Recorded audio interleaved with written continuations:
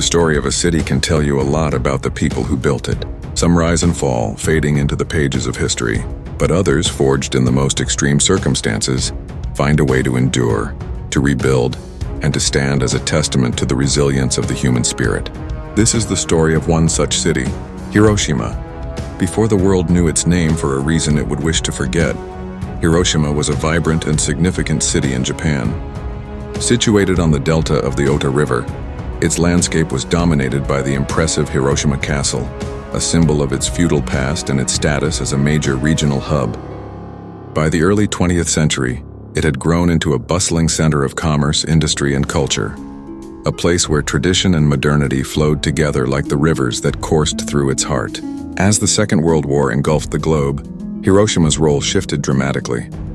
Its strategic location and industrial capacity made it a key military center for the Japanese Empire, housing major army headquarters and serving as a vital supply and logistics base.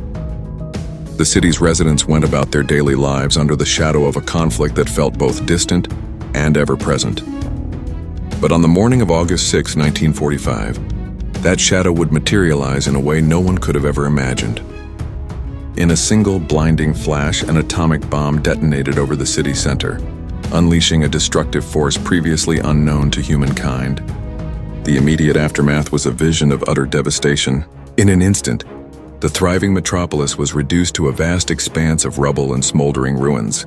The intense heat incinerated everything near the hypocenter, and the subsequent shockwave flattened buildings for miles around. Only a few structures, like the skeletal remains of the Prefectural Industrial Promotion Hall, now known as the Atomic Bomb Dome, remained standing as ghostly witnesses to the horror. The human cost was staggering. Tens of thousands of lives were lost instantly, with many more succumbing to injuries and the insidious effects of radiation in the days, weeks, and years that followed. For the survivors, the hibakusha, the physical and psychological scars would last a lifetime. From the ashes of unimaginable tragedy, the people of Hiroshima began the arduous task of reconstruction. Fueled by an unbreakable spirit of resilience, they cleared the debris, rebuilt their homes, and slowly breathed life back into their shattered city. This was not just a physical rebuilding, it was a spiritual one. The city chose not to erase its painful past, but to embrace it as a solemn reminder and a catalyst for a new mission. The area around the hypocenter, once the commercial and political heart of the city, was transformed into the serene and poignant Peace Memorial Park. Central to this space is the Hiroshima Peace Memorial Museum, which unflinchingly documents the events of that fateful day, not to inspire hatred, but to foster understanding and advocate for a peaceful future. Today, Hiroshima stands as a thriving, modern city, its streets once again filled with life, commerce, and the laughter of new generations. It is a powerful symbol of recovery, a testament to what can be rebuilt from total destruction. But more than that, it has become a global beacon for peace. Through annual ceremonies, educational initiatives, and the tireless advocacy of its people, Hiroshima carries the profound legacy of its past into the future.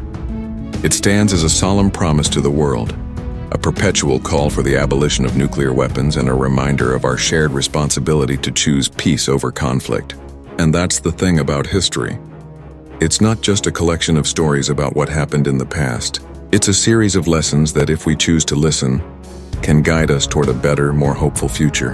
The story of Hiroshima is one of profound loss, but it is also one of unwavering hope. A hope for a world where no city ever has to suffer the same fate. This city, nestled where the Urakami River meets the sea, was once a vibrant tapestry of cultures, Japan's gateway to the world for centuries. Nagasaki wasn't just another port, it was a unique blend of East and West, a place where European influences mingled with Japanese tradition, creating a cosmopolitan atmosphere unlike any other. Its deep natural harbor made it an ideal center for trade and industry. Dominating the landscape were the colossal Mitsubishi shipyards, a symbol of Japan's formidable industrial and military might.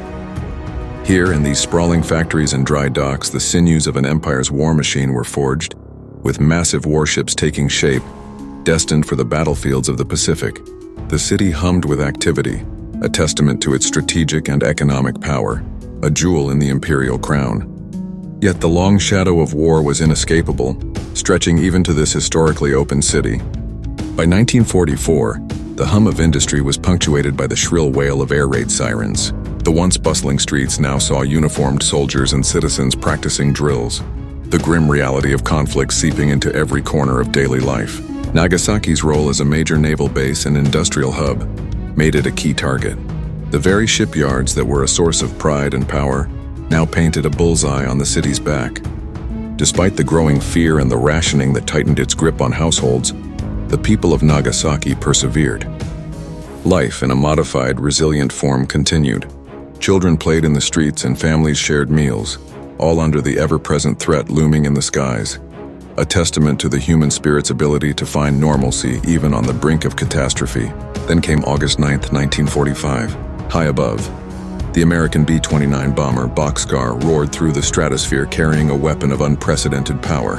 Its primary target, the city of Kokura, was shrouded in a thick blanket of smoke and haze from previous bombings, its fate momentarily spared by the weather.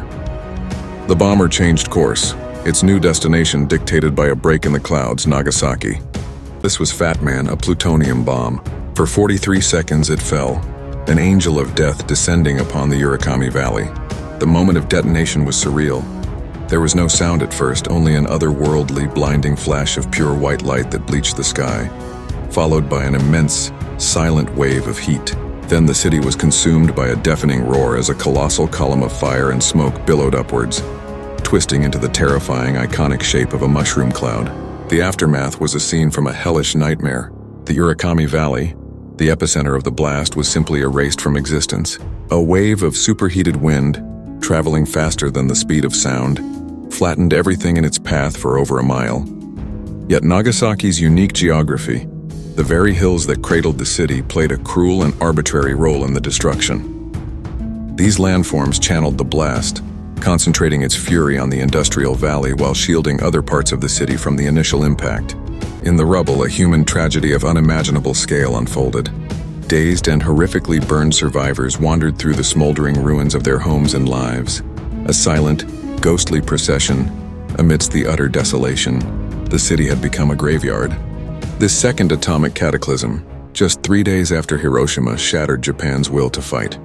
6 days later, the emperor announced the nation's surrender, finally ending the Second World War.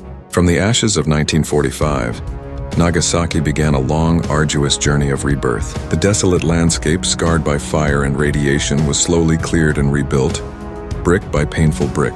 Today, where the epicenter of destruction once lay, stands the Nagasaki Peace Park. Its serene gardens and solemn monuments serve as a powerful testament to the city's ordeal. The iconic peace statue, with one hand pointing to the sky to warn of the nuclear threat and the other held out in a gesture of peace, embodies Nagasaki's profound and enduring message to the world. It is a vow that such a tragedy must never be repeated, a call for a future free from the shadow of nuclear weapons.